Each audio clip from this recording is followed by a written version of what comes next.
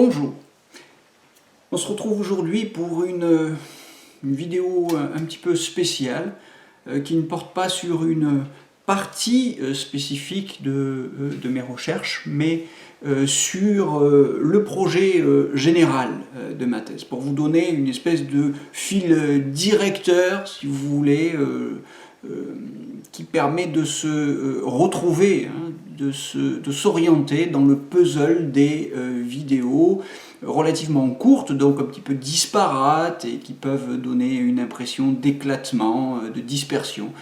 Voilà, donc un fil directeur. Le coronavirus nous donne évidemment une opportunité extraordinaire de comprendre. Je dis ça pour tous qui ne sont pas des spécialistes de la Chine, mais je trouve qu'il y a dans cette crise, le mot chinois Weiji, crise a aussi le sens d'opportunité. C'est une opportunité à saisir à tous les niveaux, et pour nous, sur le plan intellectuel, sur le plan de la compréhension du sens de ce qui se passe, c'est une opportunité parce que la crise rend éminemment sensible tout un tas de questions qui pouvaient, en dehors de ce contexte, rester, disons, purement, ou passer pour des questions purement intellectuelles, un petit peu abstraites, un petit peu trop techniques et perchées. Voilà, donc de quoi s'agit-il dans cette thèse qui porte sur le rêve chinois du grand renouveau de la nation chinoise? Alors, je dirais que sur la base d'une distinction fondamentale qui traverse tout mon travail et qui est la distinction spinoziste du pouvoir et de la puissance, enfin, Spinoza d'un côté, si vous voulez, et Montesquieu de l'autre, pour parler d'auteurs que vous connaissez.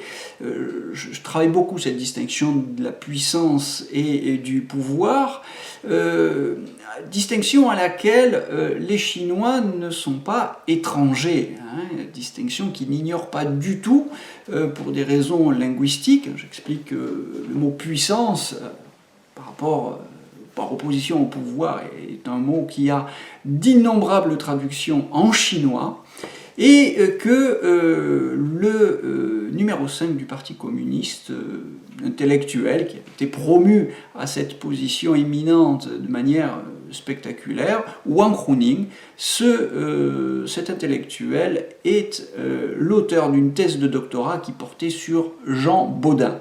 Jean Bodin, que tout le monde ne connaît pas, que j'ai moi-même découvert très tardivement, c'est un penseur de la souveraineté, c'est-à-dire de la puissance au sens où on l'entendait au cours de la Renaissance et au sortir de la Renaissance, après les guerres et les crises religieuses qui ont traversé l'Europe.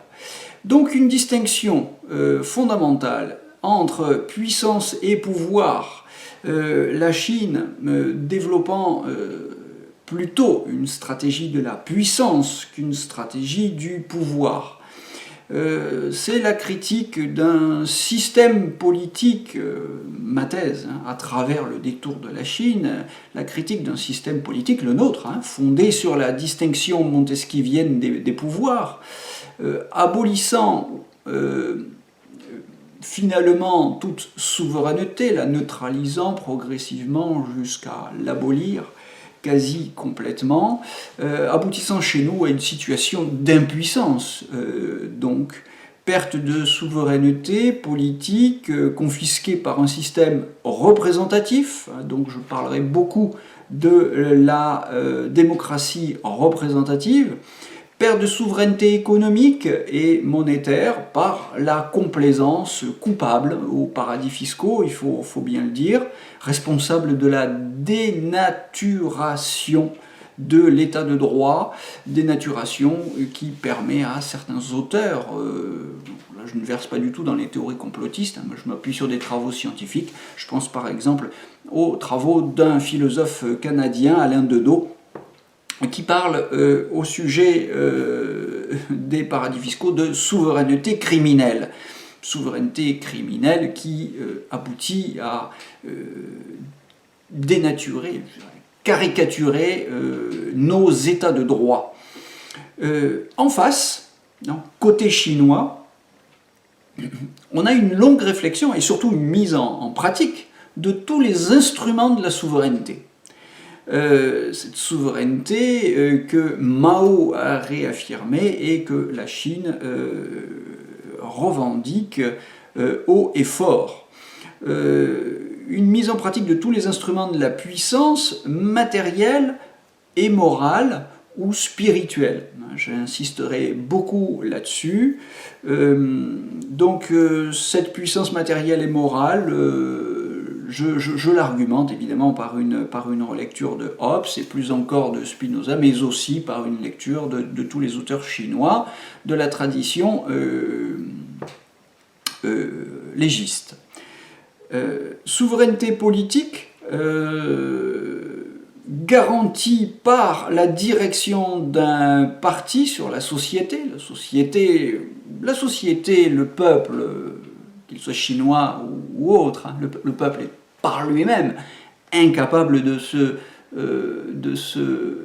gouverner.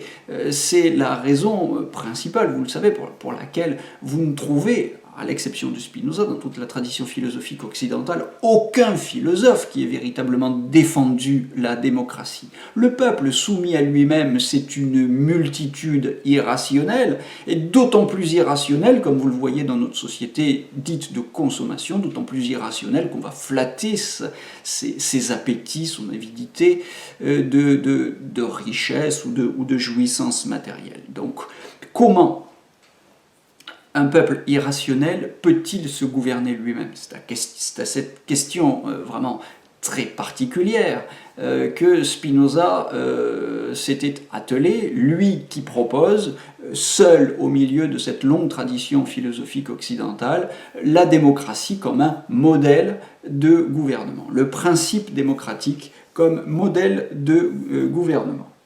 Bien, je pense que c'est sur cette réflexion spinoziste que s'appuient les Chinois. En tout cas, je trouve que Spinoza est un auteur qui permet particulièrement bien de comprendre l'entreprise, la révolution chinoise, la révolution socialiste chinoise, qui vise à subordonner la sphère de l'économie et même la société civile au pouvoir politique, dans l'intérêt du peuple. Mais le peuple a besoin de cette direction et c'est ce qui, en Chine, justifie, pour le moment ça marche, c'est ce qui, en Chine, justifie la direction du parti sur la société et sur l'État. Avec un système d'autocontrôle, parce que vous pourriez dire, mais alors en Chine, il n'y a pas de limitation du pouvoir. Ce pouvoir absolu, évidemment, il nous effraie. Vous savez que c'était justement pour arrêter le pouvoir que Montesquieu avait proposé cette séparation des pouvoirs, afin que le pouvoir, par sa disposition, afin que le pouvoir arrête le pouvoir. En Chine, il n'y a pas de contre-pouvoir, mais il y a un autocontrôle du parti sur lui-même et il y a une soumission de toute la classe politique au principe du mandat impératif. Ça, c'est un point très important parce que vous savez que chez nous, article 27 de la Constitution de 58, le mandat impératif est nul. Tout mandat impératif est nul. Eh bien, vous avez un contre-modèle politique en Chine qui va nous obliger à repenser la démocratie représentative sur de toute autre base, puisque nous sommes dans cette crise du coronavirus, manifestement en face d'élites qui, de près ou de loin, n'ont pas anticipé les problèmes, n'ont pas défendu les intérêts du peuple. Là, nous avons en Chine un modèle alternatif qui permet de penser la pertinence du mandat impératif contre le mandat représentatif. Le tout composant ce qu'on pourrait appeler la démocratie socialiste. Voilà ce qui se dessine en Chine, un modèle de démocratie que les Chinois appellent la démocratie socialiste ou socialiste à la chinoise, puisqu'il y a différentes formes de socialisme dans le monde. mais c'est évidemment tout le contraire de la social-démocratie, hein, la démocratie socialiste. C'est une société de moyenne aisance que je qualifierais volontiers de post-capitaliste, non pas au sens où le capitalisme y aurait vu sa fin, non pas au sens où elle en aurait fini avec le capitalisme, parce qu'il y a toujours une propriété, elle a même été réhabilitée et elle est défendue, cette propriété privée des moyens de production. Mais il s'agit, dans le contexte chinois, je pourrais le développer plus longuement, de satisfaire les besoins matériels du peuple et non pas de satisfaire des appétits toujours plus gros, des appétits sans fin de profit. Cette critique du capitalisme se fonde très clairement dans les discours officiels et dans la pratique sur une exaltation des valeurs familiales comme fondement d'un renouveau spirituel.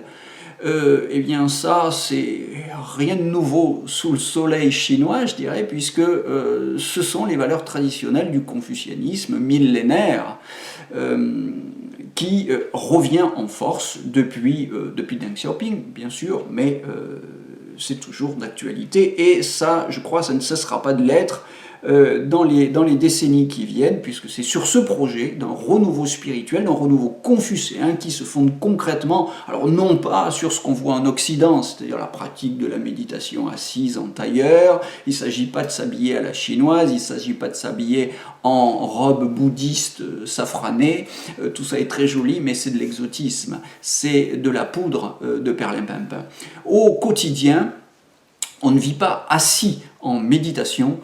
Au quotidien, on vit dans des relations avec ses proches, ses amis, ses collègues de travail. Eh bien, la spiritualité, la véritable spiritualité pratique du quotidien, c'est celle-là. Hein. C'est pas la fuite dans la méditation assise, ni même dans la pratique du Qigong.